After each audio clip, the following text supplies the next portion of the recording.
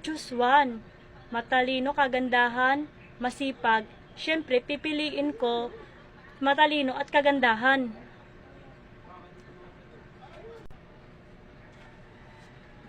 O anak, maligo ka na. Baka malate ka na sa school. Sige po, Nay. Ang ganda naman anak ko, kahit hindi naliligo. Salamat po, Nay. Nay, papasok na po ako. O anak, ito na ang baon mo. Nay, maraming salamat sa baon. Alis na ako. Anak, maingat ka. Ate, pasakay ako. Sige, sumakay ka na.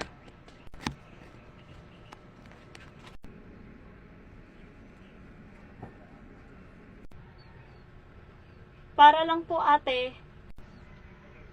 Ate, magkano bayad? Ano ka ba? Huwag ka na magbayad.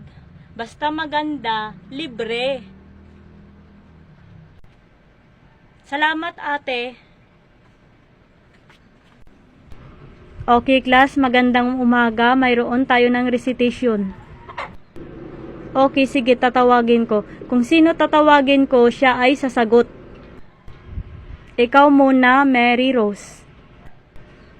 Anong sa English ng bestida, barinos? Dress. Oh, very good, Mary Rose. Bakit hindi mo gayahin si Mary Rose? Maganda pa at matalino pa. Kayo yung mga papangit at mga bobo kayo. Aray. Okay, Mary Rose. Pwede ka na umuwi. Nakapasa ka na sa akin. Salamat po, ma'am. Nay, nandito na ako. O anak, ang aga mo. Ang talino ko kasi. Aanhin ko ang kagandahan o katalinuhan ang tamad-tamad mo. Tingnan mo ang labahan, puno na. Isang linggo na, hindi mo pa nalabahan ang damit mo. Nay, huwag ka maingay, baka makarinig.